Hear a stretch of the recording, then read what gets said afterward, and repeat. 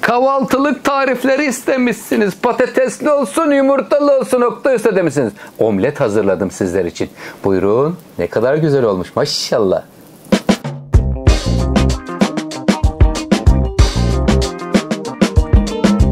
Kahvaltılarınız için güzel şöyle patatesli bir omlet hazırlıyorum. 4 tane patatesimiz var. 3 tane yumurta, birazcık kaşar peyniri, bir kaşık kadar tereyağı, tuz, karabiber, biraz da pul biber oldu mu dokunmayın keyfine. Kahvaltılık geliyor. Oktay Usta'dan sizler için patatesleri soyuyor ve küp küp doğruyorum. Lütfen takipte kalın.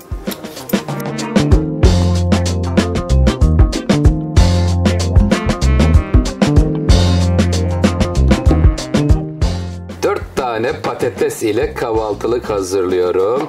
İstediğiniz tarifleri lütfen yorumlara yazın. Elimden geldiğince sizler için yardımcı olmaya çalışıyorum. Efendim Gold ödülümüz de geldi. Mesajlar atıyorsunuz. Hayırlı olsun mesajları. Teşekkür ediyorum. Bu başarı sizlerin başarısı. İnşallah yakında 2 milyona doğru adım adım ilerliyoruz. Şimdi kızartma bölümüne geliyorum. Tavamızın içerisine biraz şu anda Oktay Usta koyduğun yağ fazla değil midir diyenler olabilir seyircilerimiz. O yağı süzdüreceğim. Kalmayacak hepsi. Bismillahirrahmanirrahim. Patatesleri tavanın içerisine alıyoruz. Geniş bir tava tercih edelim. Önce kızartalım. Ondan sonra tüm detaylarıyla inşallah sizlerle paylaşacağım. Lütfen takipte kalın. Patatesli omlet hazırlıyor Oktay Usta.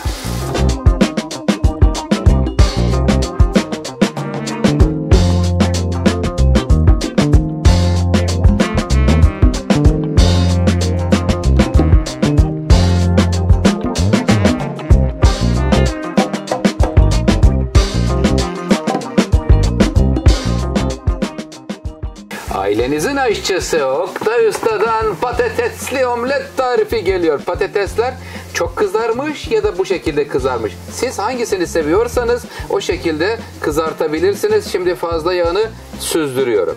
Evet, fazla kızartma yağını alacağız. Bir kaşık buraya tereyağı ilave edeceğiz. Kıymetli seyirciler. Allah, Bismillahirrahmanirrahim. Çok özür dilerim.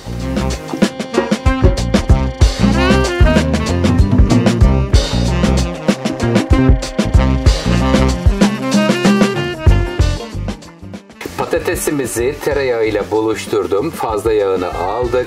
Bakın şu anda çok güzel görünüyor ve lezzetli. Ne kadar kızarmış seviyorsanız o şekilde kızartabilirsiniz.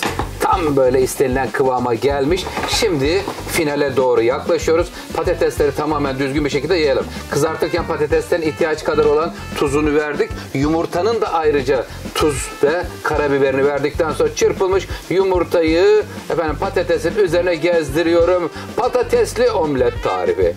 Bakalım Oktay Usta'dan sizler için kahvaltılarınıza yönelik başka nasıl tarifler gelmesini istiyorsunuz? Lütfen yorumlara yazın. Şimdi burada hemen pul biberini veriyorum. Çok güzel oldu kıymetli seyircilerim. Ne dersiniz? Bir yorum, bir beğeni gelir mi? Oktay Usta'nın patatesli omletine kaşar peynirini rendelemedim. Onu da küp küp doğradım böyle.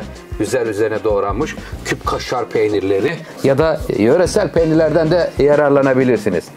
Allah'ım sana sonsuz şükürler olsun. Ne güzel nimetler veriyor Rabbim bizlere kıymetli seyircilerim. Var mı istediğiniz tarifler? Kapağını kapatıyorum. Kısık ateşte patatesler ve kaşar peyniri bütünleşiyor. Canım sevgiyle erir misin? Lütfen beğeni butonuna basmayı unutmayın.